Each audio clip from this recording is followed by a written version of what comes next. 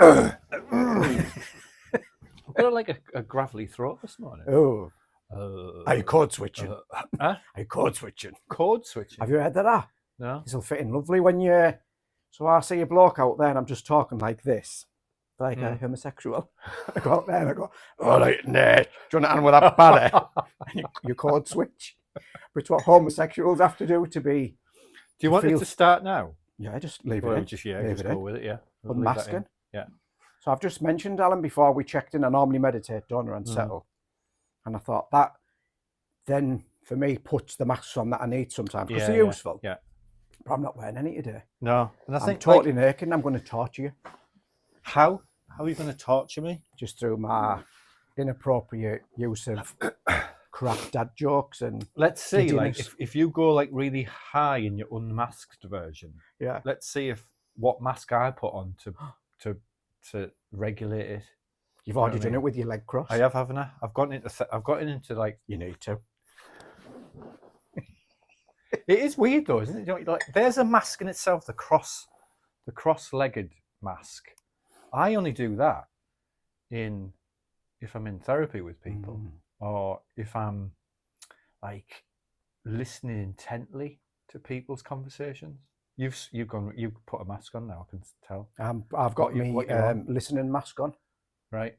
Sensible, and that's what my brother was saying when he's been watching bits of it, because I don't think he's watched the whole lot, because he's a bit ADHD and he's he'd be off doing other things in the most brilliant way.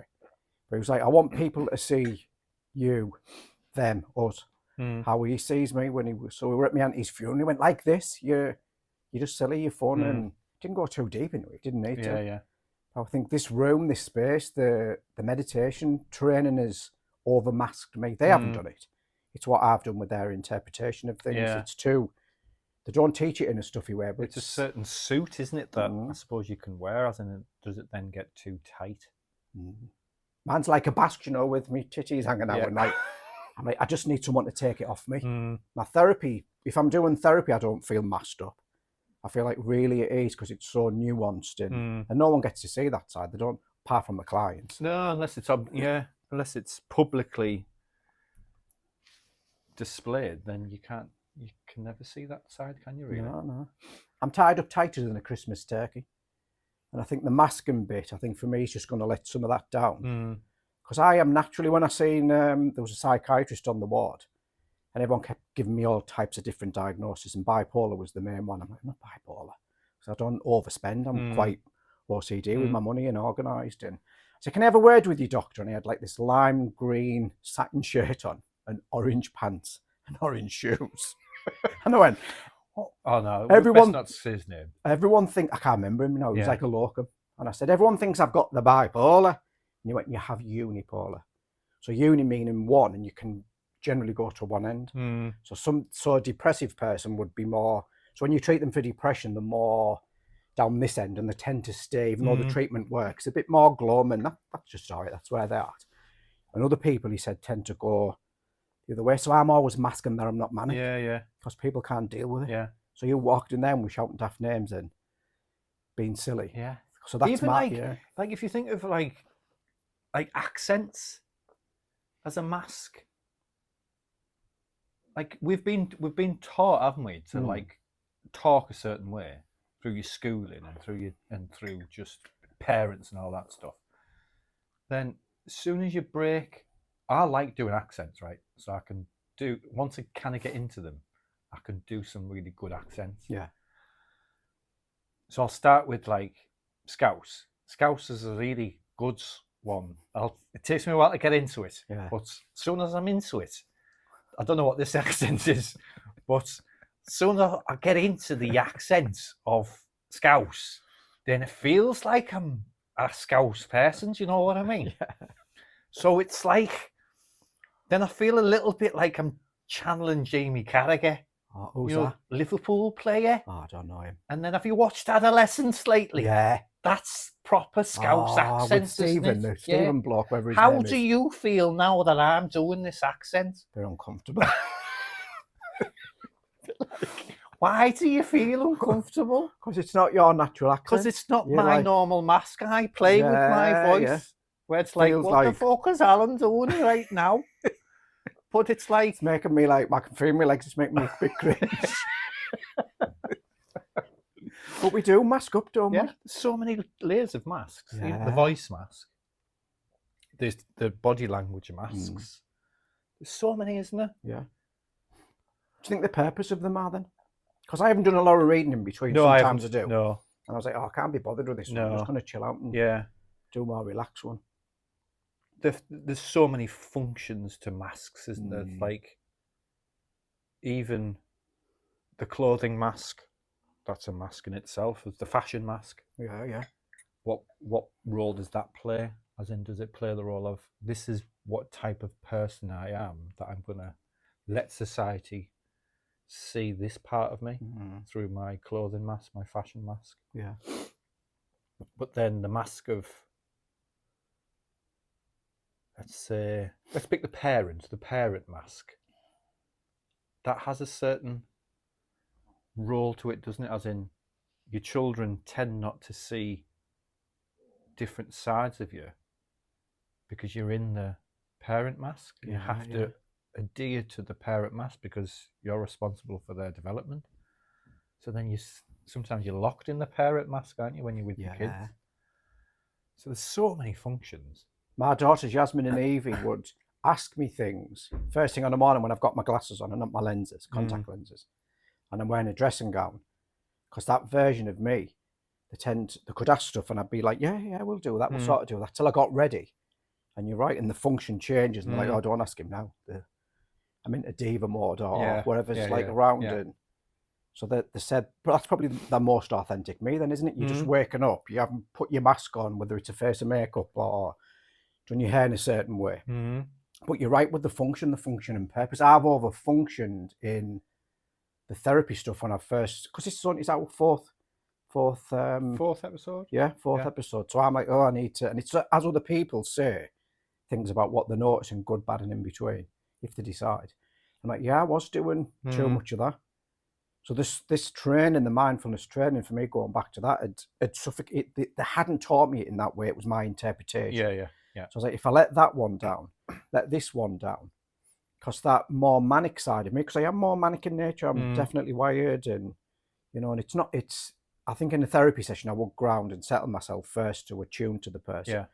But I think there's a function of just trying to hide or to fit in and to adapt and change, and they've got a place, because I think without them, well, you don't exist, do you? Because even the body's a mask. Yeah. If you go to let's go to the deepest levels. If you're on a soul level, then we're in a suit. We're in a space suit. I want man send them back. Well, it will get sent back. I can't move. I can't even touch my toes at the minute. My back snapped. Got like a mum tum. I haven't even got a dad bod. A mum tum. So this is definitely going. If I had the receipt for this, it would be going back. I wonder where you could take it back to. Christ, there'd be a long queue, wouldn't it? As we're all disowning our body. So mindfulness teaches you to sit in it, to be with it. Acceptance is a big thing sometimes, isn't it? You do your scans of your body, and even though I'm joking about it, it's a big. So to mask up, sometimes I'll be at the gym and I'll be standing a certain way, and I know like we'll all do it. I'm like, what the hell am I doing here? So all this, I seen, Craig, who we know, and we're both talking, and he's very camp, isn't he, in the most beautiful way. And it's not that I'm not, but Christ. And we were like, and I'm going here, just get the weights here. And I was trying that much to put a weight on, and it didn't even know it was in the gym. It fell off the rack, 14s, and he went, yeah! And he broke his toe. And I was like, mate, I'm just like, because of all the testosterone in the gym, and they're all masking up. Because that's not, I'm not saying it's toxic, because I hate all that shit. But it was just the way that everyone's using their own masters, because we're all having mirrors gawking back at us. So for me, I just need to settle Craig and get back into talking to him, because he's quite out there and people were looking in. And I was doing all this code switching bullshit. And I was like, I'm doing masks on Monday with Alan. What if I just dropped it? And the whole thing just settled. Oh, yeah. Like, I didn't get my head kicked in there. Because I look more, when you're doing like an extreme mask, when you're overusing it. Imagine like it would be like a guided imagery.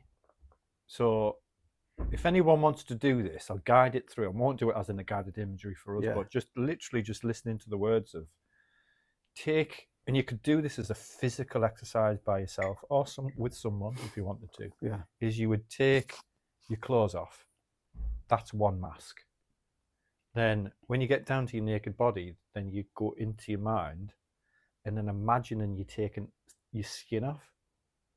And then you would then imagine you're taking your muscles off. And then you take all your organs out. And then you take your skeleton off. And you take your nervous system off. What are you left with? The soul. And then you take your essence. Then you take your soul off, because that's also a body.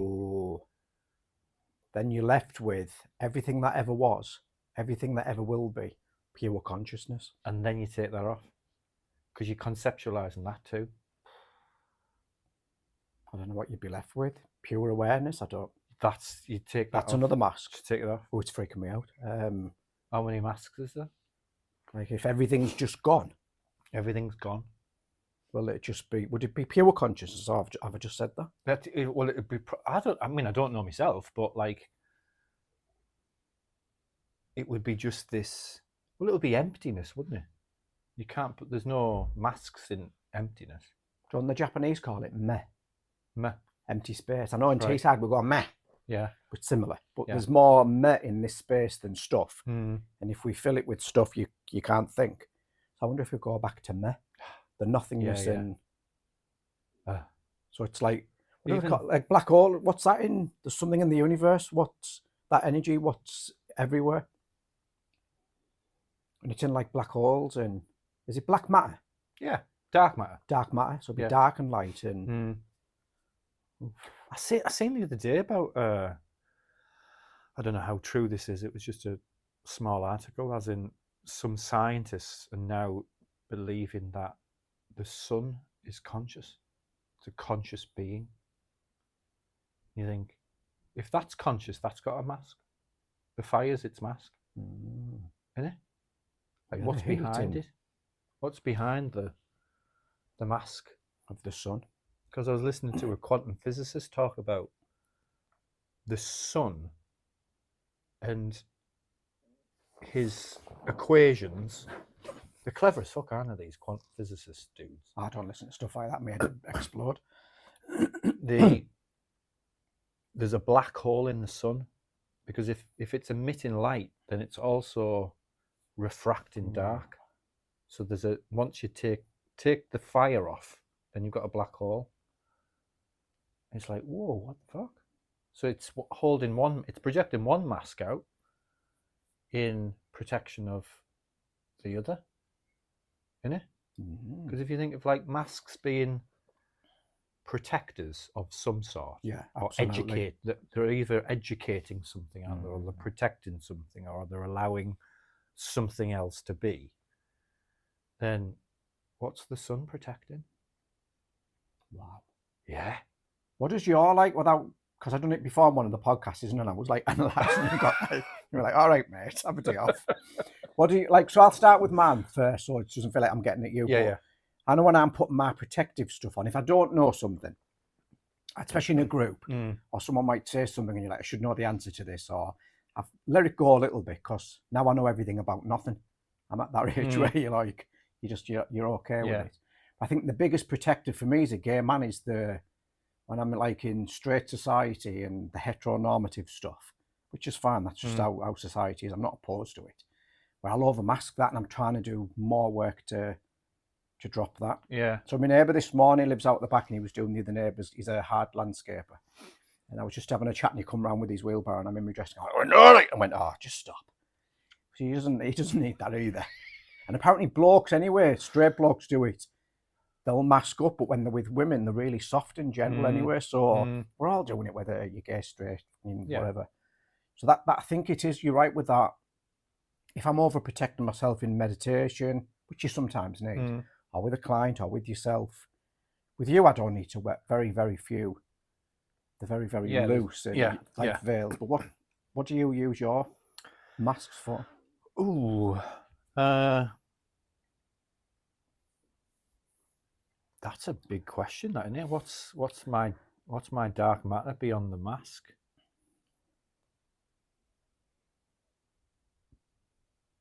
I would say if I was to go with the parent mask, it's always a good one, is what's that mask I don't think that's protecting anything. I think that's a role that a mask that you put on to start with, don't you? When your kids are first born, it's like, oh, what's this fucking mask? How do I wear this? And it's like more of a suit rather than a mask.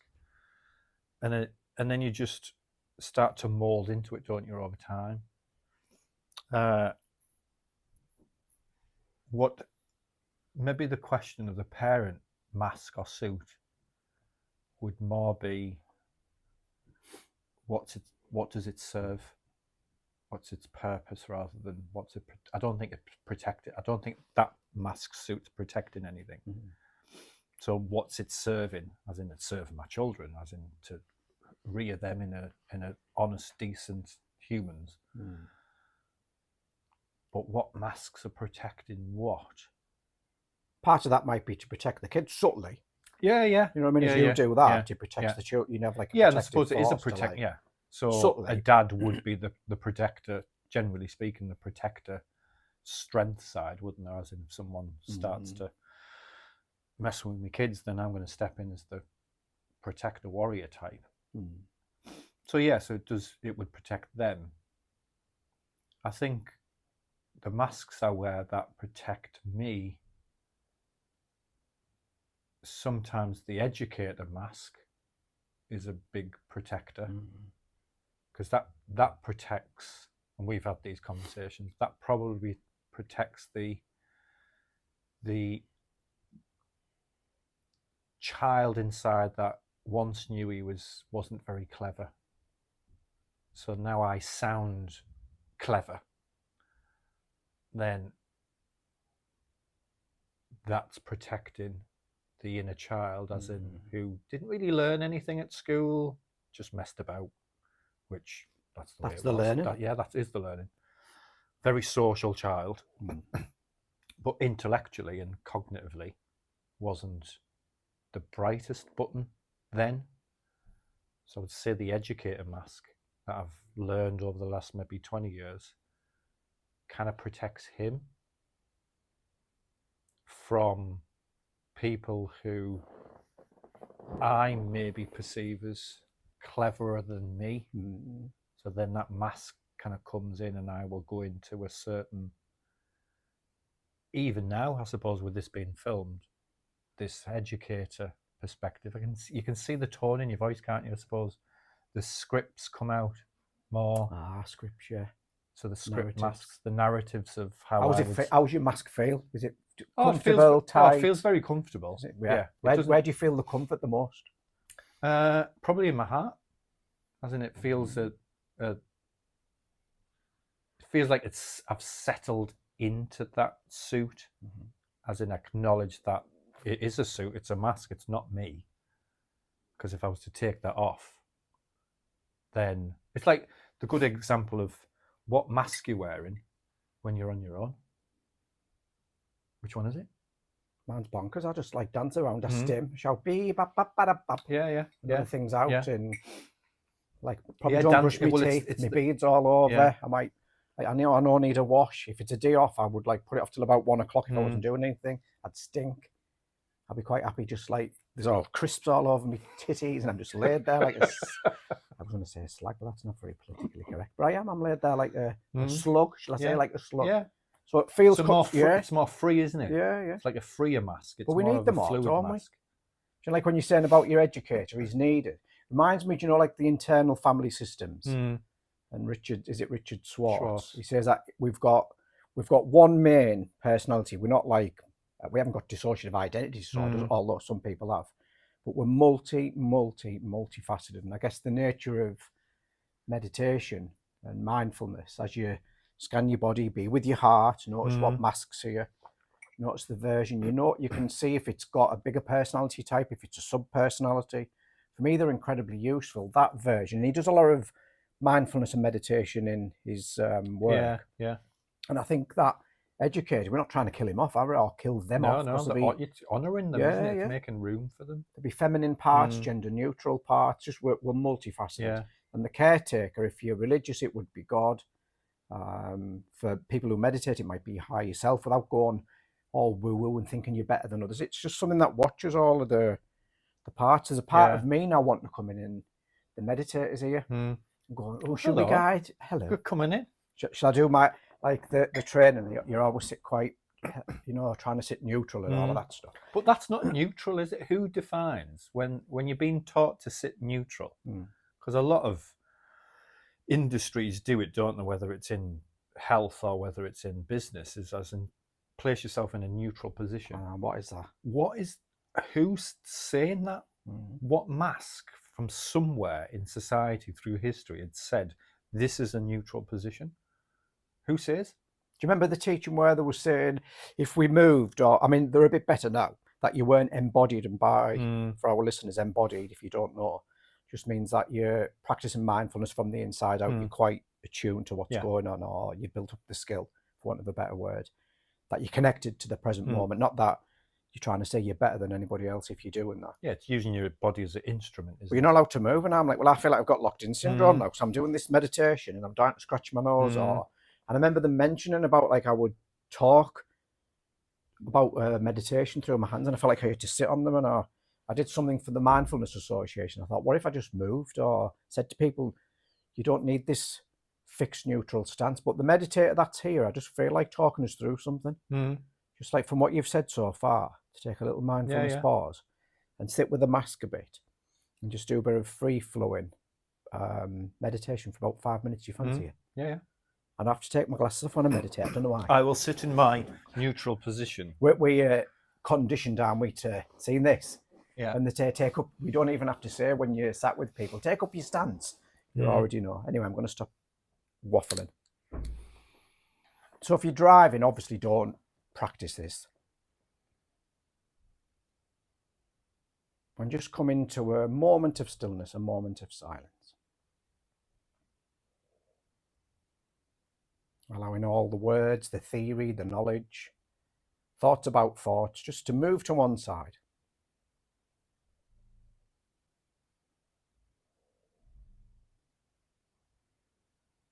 And we're going to have a little gentle fun with masks, whatever you're choosing to wear today. And it's an opportunity to pause judgment.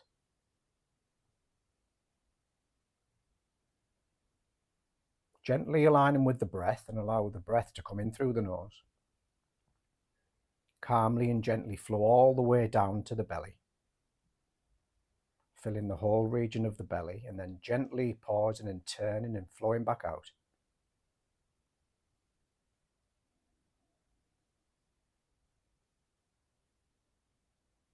And then simply allowing the breath to breathe itself.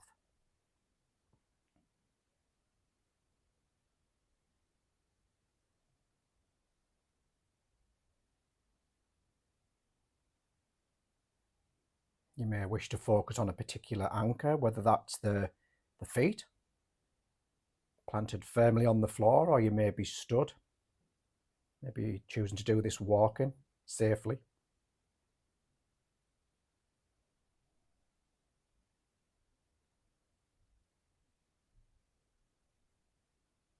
You may choose to sense the sitting bones wherever they've rested, on a chair, a stool, a cushion, maybe lying on the floor.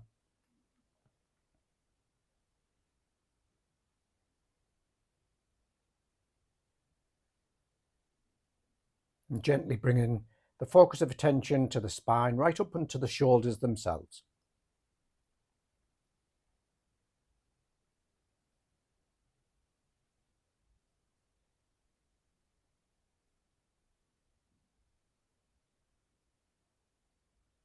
And if you'd feel like you'd like to give it a go, just sensing what's around when you hear the word mask.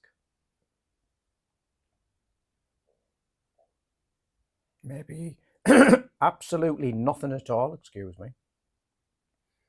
You may be able to feel a particular pulling in the face or a tightness.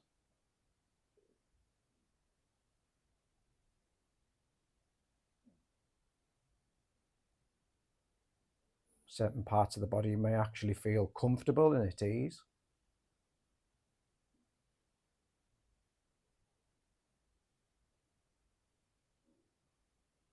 And then really bringing the focus of attention to the head, to the face, the eyes, the nose, the mouth. And if there is a mask around, which isn't a bad thing, it's not about trying to make anything any different than how it is, just seeing how it feels from the inside out.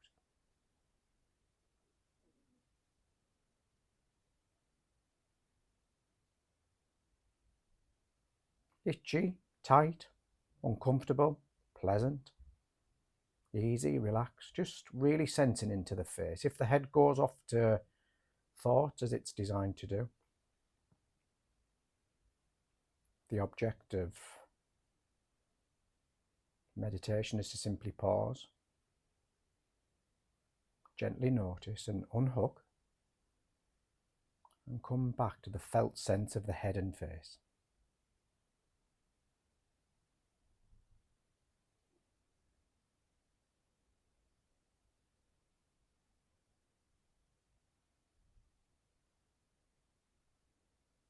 You may wish to form a subtle question of asking yourself, what does this mask want? What does it need? Without getting too deep or analytical about it. Just gently checking in to see if this mask could speak, what would it say?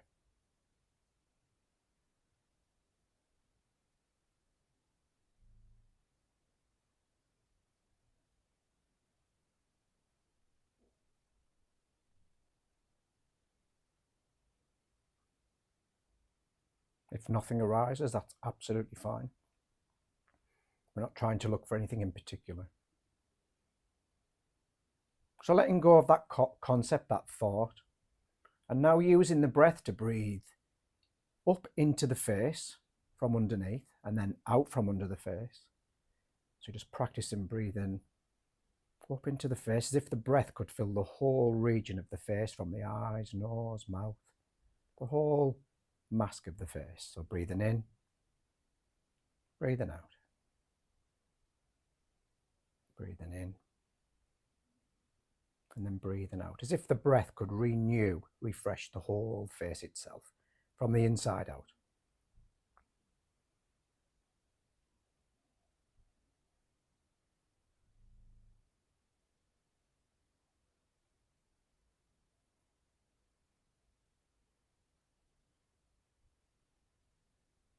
And then reconnecting to the whole body as a whole, excuse me.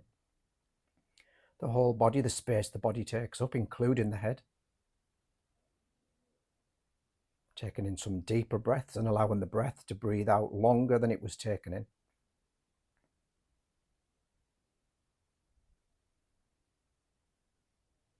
Might want to reconnect with the points of contact, so the feet, wherever they're resting right now, if they are resting on another surface.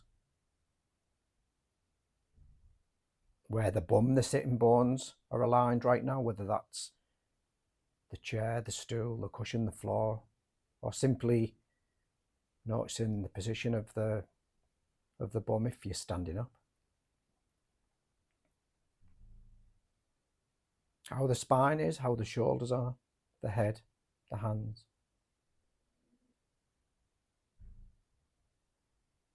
And as the practice slowly comes to an end, you may wish, if you choose, to form an intention of simply noticing throughout the day what masks you might be wearing, what are helpful, what are unhelpful. Masks you'd like to start shedding if you choose. Masks you'd like to try on, but just really having a bit of fun, a bit of silliness with masks. And if you haven't already done so, just gently opening your eyes when they feel absolutely ready to do so. Checking back in with the space around the room, lights, colours, shapes, textures, even sounds themselves.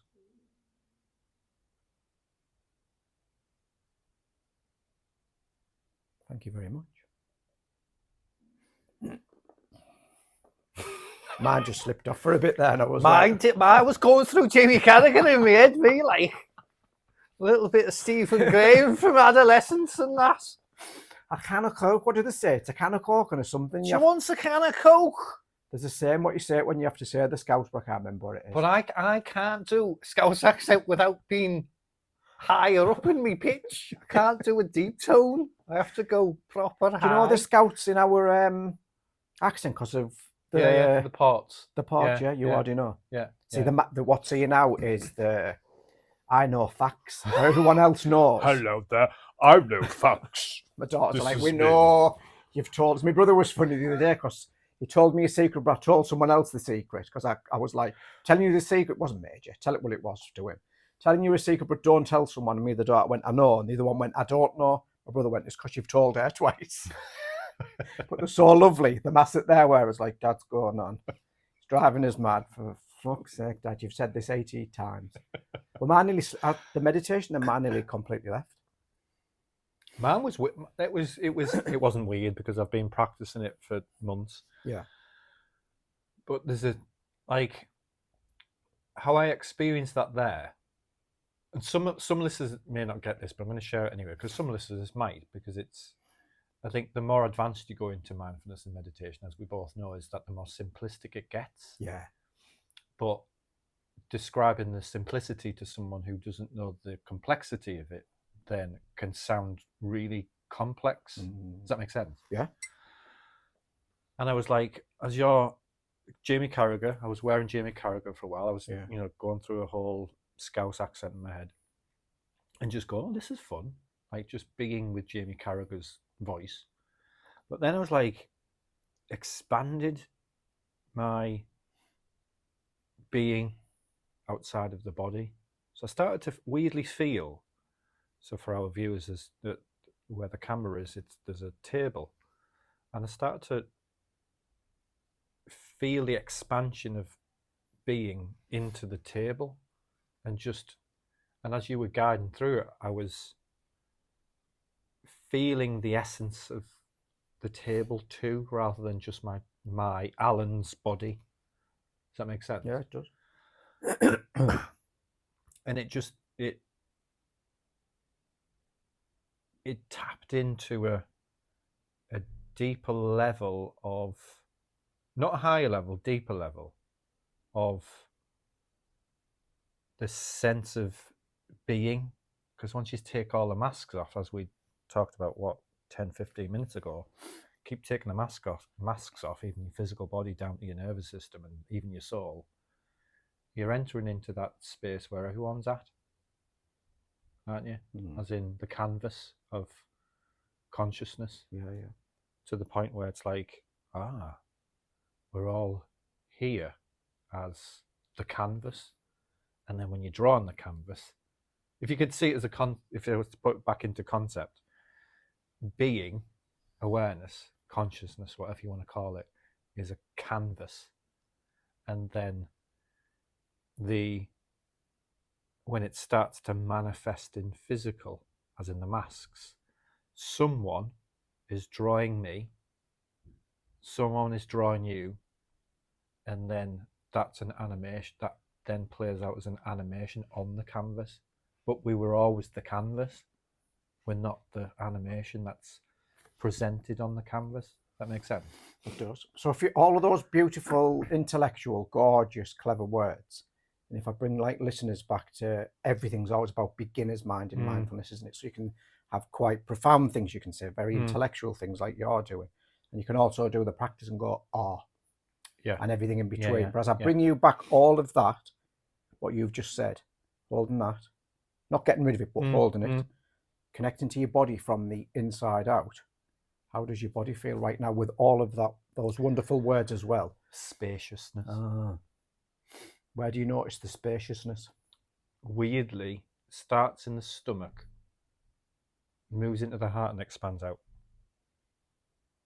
As in, through my own practices, and we're probably getting into more deeper stuff now. So without going into that, just pausing there a second.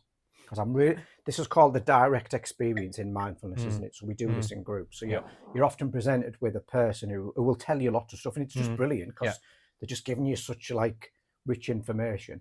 And you go to this expandedness. I'm just going to stay with it just for a little longer, if that's all right. So you get this expandedness. How does that expandedness feel before you go to the word? I'm just intrigued to know the direct experience of that. Direct experience of expansion from stomach to heart to then widening would be, and I can feel it now. It's more like a hum, like just a vibration, and even that limits it down back to a mask of vibration. Yeah. How does that hum and that vibration make you feel? Peace, as in just being peaceful. So what I'm really labouring here, why I'm doing that to demonstrate to the listeners, mindfulness teachers will be aware of this because it's a technique. Yeah. Where in cognitive therapy, you're often linking thoughts to an action to fix.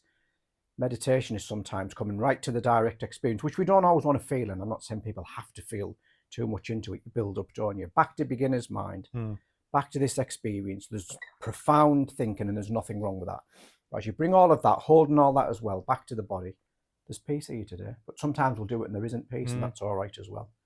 Anything else you want to say about the peace, or would you like to move on? Well, I think, like, even what you've just said there, I think sometimes there isn't peace. I disagree with you. I think peace is always do you think? Like behind the... It's behind it all. Like that blue... Is it called blue cloud thinking? I think, intellectually think it,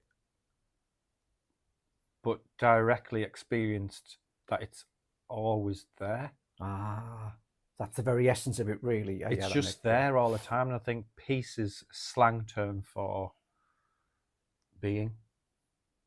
Because the body needs to interpret that through an emotion, doesn't it? If you're in your body and you're feeling that you're just being, then you can't really describe that intellectually. It's not an intellectual thing, is it? It's to be directly experienced. Where if you just notch it up a level into the emotional world, it's then, oh, this feels peaceful. So I would say that it's always there. Peace is always there as the interpretive lens of just being. So if you do your work, if you choose, and it's not about being better or on a different journey, we're always coming back to starting fresh in every moment, in every practice. It's you come in with that real nuance, that childlike quality without it being childish, even though childishness is still wonderful in meditation. To come back to beginner's mind, to say, hang on, there could be peace behind this, the more that I build up. There's another thing there as well, as in the whole childlike quality in beginner's mind. I disagree with it as well. Do you? Yeah, because probably my disagreeer is now in a disagreeing mode or mask. Good. Where the beginner's mind, and it's taught in mindfulness, isn't it? And it's, have you heard of the pre-trance fallacy? No, I haven't. So they're a nightclub in Ayanapo. So don't go anywhere. Should be, shouldn't it? £15 in you want, and the drinks were 25 quid. Yeah, go on, sorry. So the pre-trance fallacy is basically the romanticization of the beginner's mind.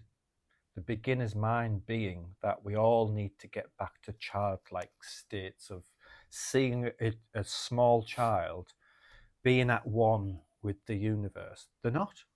They're not at one with the universe. They're in a physical body that they're currently developing through, to the point where they're fused into a fusion state of, I am like an instinctual ego state of just a small body.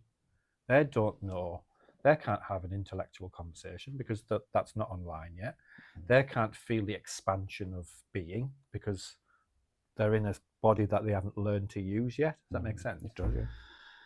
So the beginner's mind is like, when I've reflected on it, is it, and this is just a question because it might not be, but is it do we romance the beginner's mind because it's a pre-rational state compared to the trans-rational state, i.e. pre-trans fallacy, where we shouldn't be getting back to the beginner's mind because we shouldn't be going there. That's regression. Does that make sense? It does, yeah. So the beginner's mind, and again, this is just a me thinking on the spot.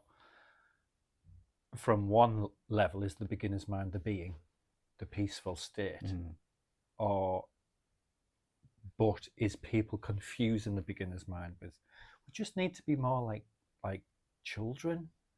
Well, no, we don't, because if you're more like children, then you act like children, and children are children. That's a pre-rational state of evolution. What you want to be like is the trans-rational, as in going beyond all the rational states, all the developmental child states, and then coming back to that with deep wisdom. Does that make sense? So rather than it being called the beginner's mind in your experience, do you know, so we're just saying we're leveling the playing field, so it's not whether you've meditated for 10,000 years or a minute. You're all coming back to the same start point. So it's almost like you press the start button again, don't you? Right, breathe, come back. Whether it's a Buddhist monk who's doing it forever and you're trying to compare yourself to that person going, oh, they've done tons. And I haven't meditated for 3 days. And I'm being really honest. And so that's just, there's been other things going on. Wonderful things. So I'm just coming back with that fresh new look then, Anna, rather than, because for you, that it's, words can activate us, can't they? Bring things up there. You've done a deeper dive into that, which is just, and I need to know more about it as well, because I need to go away and look at that. But that's what meditation does pull up as well. It does pull up the... Well, it pulls up more stuff, doesn't it? How would you describe it then if you're doing this for a group of people? Because there'll be people who are listening and thinking, oh, well, I don't do all that. I don't know all those words. And so I'm sat in my practice, doing a 3-stage breathing space or a mini meditation. There's no peace here right now, and I'm feeling a bit like, oof. And what Alan said, there's peace behind that, but then I can't, that's making me feel unpeaceful, and I've got to wear a mask and pretend I'm whatever's going on for people. What would you describe it as, rather than beginner's mind? Then what would you describe it as? If I was to conceptualize it, because I think it's like with any concepts, isn't it? There's so many different lenses that people see it through that it just gets muddled. Like the word God is muddled with religion. It's just a word. So if I was to conceptualize the beginner's mind, probably how you've just described it, as in, is it not getting back to the space, but tapping into the space that's always there, as in, that's where it is, the canvas concept, as in, should we just go back to going back to the drawing? It's all of these little phrases, isn't it? Yeah. Let's go back to the drawing board of being. But the beginner's mind for beginners, or wherever you're at, it's still very useful as a concept, isn't it, to start to latch back on to. Yeah. What masks are we wearing right now? Ooh, I think we're wearing advanced meditators philosophical masks. I don't even know what you're on about in half of it, but when I listen back, I'm going to pause it. And the mask in me used to go, push away information. Very conceptual, and I'm actually going to think, no, I need to make sense of that, and I'll do that outside of this space. So the mask that I had on it at first was the nodding and agreeing mask, and trying to do therapy when you don't need therapy, or I didn't know what mask to wear. I thought, what if I just go back to beginner's mind? I've never heard this concept before. Yeah. Follow it. It is a breath of fresh air, isn't it, to go back to breath of fresh air. Yeah. Curious mind. Curious mind. So what mask are we wearing? What have you got on? Right now, I've got on the mask of probably a little bit of the spiritual guru mask, I would say, that's stepped in, because I do deep dive into this stuff. You do. Like massively deep dive into it. I'm wearing smug. I don't know why, because I shouldn't be feeling smug. Doesn't even fit, does it? Because I haven't done anything to be... I don't know what that was, but I sense some weird reciprocal pride. Oh. Yeah, you do, Alan. And I'm proud of you, Alan. Yeah. That's the sense. Yeah, you do take it to... Not that I don't reach it. It's not like my dick's bigger than your dick stuff. Probably is, but you know. Should we compare them? Let's my brother says man's like man's like a maggot's eyelash or a hamster's tongue. Isn't that just brilliant? A maggot's eyelash. I've never heard that one before. Yeah. So smug driving, I was like, why am I being smug about something? It's like... So sometimes you pee for no reason. You can feel quite fresh. I've done my cleanse. I mean, I don't wash my face. I just scrub it on a night. But you know, everyone's like cleaning the face and doing what you've done all your routine, and then in pops another mask and what's this one? Yeah. But just checking in and noticing what's around is super helpful. How each mask sits, what it does, and that is probably a really good meditation, isn't it? I like the one breath meditation, as in you were mad about the breath, you. So every time in a good way, I love it. But I don't do enough. I'm really breath averse, you know. Yeah. Oh, I love feeling the breath. So when you done something, I was like, oh, he's going to do the breath. So the mask comes on, I'm like, oh, here he goes again. I had to make a joke about, have you wet garlic? And there was no smell. I'm like, because it makes me, they say that if there's panic in the body, or if there's stuff in, breath actually makes you feel what's there. So that when we taught it, they say, be careful with people who hyperventilate, but I get a bit claustrophobic. Sometimes I like to do it on my own, but because it can make me feel a bit heady, a bit spacey. Yeah. So what's the breath thing that I think you like doing? The one breath meditation is basically that's it. You just breathe in a comfortable rhythm that feels comfortable to you. So there's no method the only method to it is just to breathe in and breathe out. But as long as you just extend the out breath and feel the out breath. What's the purpose of the breath extending out in breath work? As in extending out or extension? Like, so as you breathe in and you take it out longer, what's the purpose of the breath? Physically? So is this for our listeners? Yeah. And it's not a test. No. I'm now back in examination mode. Fuck, he's testing me. Well, when I know nothing, I pretend like I put the... Yeah, it felt English like oral, isn't it? Do you remember when you done your German stuff and the crowd did La Patisserie? That's French, isn't it? I failed all my GCSE. So you could spell fudge, man. Nervous system. So when you breathe in, what's the point of like taking the breath out longer? So breathing in, if you were to think for our listeners, if the nervous system operates on 2 levels of code, as we breathe in, it activates the sympathetic nervous response, as in the get up and go. People think that it's just the threat mode, isn't it, or the stress mode, but it's basically just the mobilization trigger or switch. So breathing in is that, because even when you get shocked or scared, it's like because you're preparing that you're taking fuel into the body, aren't you, to then prepare it to move. So the in breath is the activating the awareness of the present moment, and the out breath is to release the activation into deactivation. Activate, deactivate, activate, deactivate. So then you're exercising the rhythmic tone of the nervous system. Does that make sense? Because I'm doing it now. And I'd love to do what I call like a whispering hum. So like a...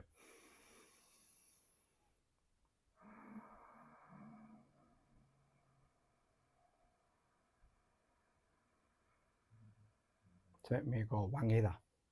But it feels, if you do it, like trying to not do a hum, but whisper the hum and feel it in the throat. And you can feel it just go down through the chest, and then the body just settles. So from a purely physical perspective, it's just feels good. It feels settling or feels safe. So you're tapping right into that nervous system's response to feel safe. To feel safe, yeah. It's one breath meditation. And anyone can do it. Do it next time with our listeners. And I've got a chap called Will who wants to come in, and I've promised him a few times, and he came to see me the other day for supervision. And he said, am I getting on this podcast? Well, he didn't talk like this, but I'm paraphrasing. And I went, yeah, I'm going to ask Alan if I do it live. So I've asked you. Yeah. And I don't know whether... Welcome, Will, for our next time. Yeah. And he wants to be interviewed. I don't know what the interview was about, but he's just really keen. He was the first person I approached. There's loads of people I've got who are just going to be perfect for sitting with. And I just thought the next one, what it might do is just break up us a little bit, and we can ask questions and just freestyle. It just brings in another dynamic as well, doesn't it? A trio rather than a duo. How's your mask? Which one? The one you're wearing right now. There's so many on it. It's weird though, isn't it? When you really start to tap into the masks. Yeah. You're not just wearing one. They're multi. Oh, they're just so... It's like if it was literally a mask, it would... The amount of colours. It'd be a rainbow mask, wouldn't it? It would literally be every single spectrum of colour that you can possibly imagine on your face all at the same time. And as we're closing, what's really useful... Oh, I don't want to close. Can we go for a little... Let's go for another 5 minutes. Yeah, that's what I was... Normally, when I'm saying... closing time? Yeah. If you worked with me, if you had therapy, you would know my clients all going, moving towards the end, and they do this. You should know, they go, moving more, what to take away from today's session? I went, am I that transparent? They went, yeah. Because they know when we're shifting, when I go, I better do the ending mask, and it does this. And they'll do the clinging mask, or they'll want to get out the door as quick as they can. They can't wait to get on to the next thing. But as we put our closing masks on, what was I going to say? What was my question there? I don't know. The function, so that we know that they're useful, they've got a place. Because if I go out completely maskless out of this room, I'm going to the gym next. Get my head kicked in. I'll be lifting other people's weights. I'll be fit. The muscles in our gym. I'll be touching people's muscles. I'm not saying it's going to make me not have any... but even them masks, boundaries and stuff. But we need them to function with one another, don't we? Sometimes, and we do. It's like sometimes conversations like this may well get a bad name, or it gets pathologized, or certain roles that we play is maladaptive or unhelpful to us, or helpful, or whatever. But they all play a role, don't they? Yeah. There is a really good book called Finding Radical Wholeness. And basically, one of the lines in the book is Ken Wilber, he's called. He's the Einstein of consciousness. And it's, once you find room for all masks or roles, whatever you want to call it, they're all the same thing, aren't they? Suits. Once you find room, because you have got room, you just haven't opened the doors to them rooms yet, that's where them suits or them masks have their own room. They have their own bedroom where they can live, and then you can invite them out when you want to invite them out for its own function. As in the worrier. You know, if you just wear the worrying mask all day long, then you're going to start to malfunction in some certain parts of the new environment. Where if you know what that role of the worrier is for, then you start to wear them with style, don't you? Start to wear them rather than wearing something such as worrying or depression or sadness or stress as something to get rid of because you don't like how it makes the body feel, then you start to wear that part of you like a stylish suit or a stylish jacket. Yeah. As in, look at me today, I'm fucking worrying. It feels good because you're then starting to embrace and honour all parts of you rather than seeing it as, you know, as a go-away point. All the masks we play are functions of us, and we need them all. Yeah, literally, we need them all. Yeah. And once you can start to make room for them all, then it feels, you as a person will start to feel that you can invite them in when they need inviting in, but also close the door when they don't need to be in that room. Does that make sense? It does. Yeah. What's your mask right now? Where am I masking? Subtle boredom that we're ending. So that was all dead exciting, proper ADHD. So done, and I'm on to the next thing. But not bored of what you're saying, bored of like, I'm done the podcast now. What's next?